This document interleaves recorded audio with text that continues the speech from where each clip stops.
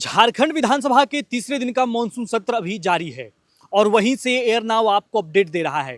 तीसरे दिन के मॉनसून सत्र के दौरान आज फिर से एक बार कार्रवाई शुरू होते ही 12 बजे तक के लिए स्थगित कर दी गई।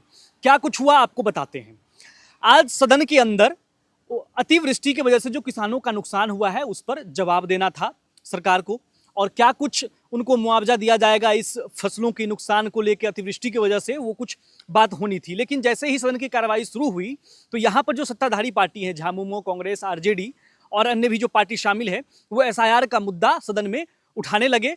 और प्रदीप यादव जो कि कांग्रेस के यहाँ पर विधायक दल के नेता है, उन्होंने संविधान दिखाते हुए एसआईआर के बारे में कहा कि एसआईआर वापस लेना होगा। और तमाम वो प्रदर्शन, वो जो नारेबाजी होने लगे अंदर की वोट चोर गद्दी छोड़, और उसके बाद भी सदन के अंदर जो गहमा गहमी का माहौल बना, उसके बाद सदन की कार्यवाही 12 बजे तक के लिए जो है स्थगित कर दी गई।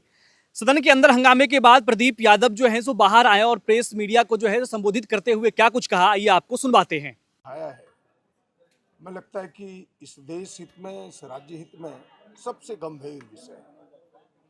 इस संविधान के तहत बाबा साहब ने हमें एक वोट का अधिकार दिया, चाहे लाखपति हो, चाहे खाकपति हो, चाहे अरबपति हो, दलित, पिछड़ा, आदिवासी, अल्पसंख्यक, तमाम लोगों को यह अधिकार मिला।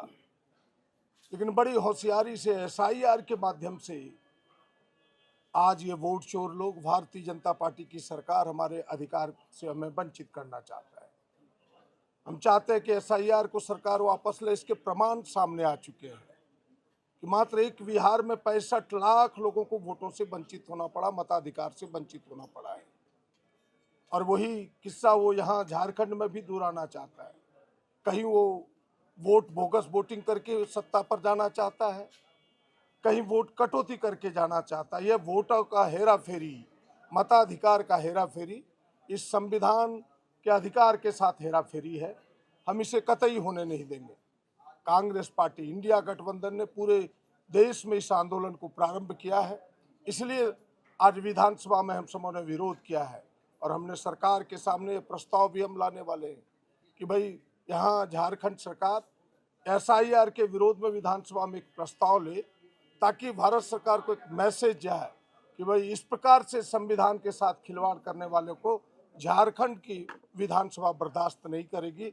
ये हम आज सरकार के सामने रखने वाले हैं और इन्हीं विषयों को लेकर के आगे लड़ाई जारी है। तो अभी आपने सुना प्रदीप यादव को, जो कि यहाँ कांग्रेस के विधायक दल के नेता हैं झारखंड में। वो किस तरह से एसआईआर पर सवाल उठा रहे हैं और कह रहे हैं कि एसआईआर को वापस लेना होगा। और यही उन्होंने आज सदन के अंदर किया और सदन के बाहर आके प्रेस मीडिया को संबोधित करते हुए उन्होंने एसआईआर पे कहा कि एसआईआर तो वापस लेना होगा। यानी कि बिहार से उठा एक मुद्दा दिल्ली होते हुए अब झारखंड पहुंच चुका है और झारखंड के सड़क से लेकर सदन के अंदर तक ये गूंज अब सुनाई दे रही है। तो आप सुन रहे थे भी प्रदीप यादव को क्या कुछ एसआईआर पे कह रहे हैं। यानी कि आप कह सकते हैं ये सुन के कि अब ये एसआईआर पर बिहार और झारखंड की एक जुगलबंदी है जो देखने को मिल रही है कि बिहार से उठा एक आवाज अब झारखंड के सदन तक पहुंच गया है और यहां से भी एसआईआर का विरोध देखने को मिल रहा है।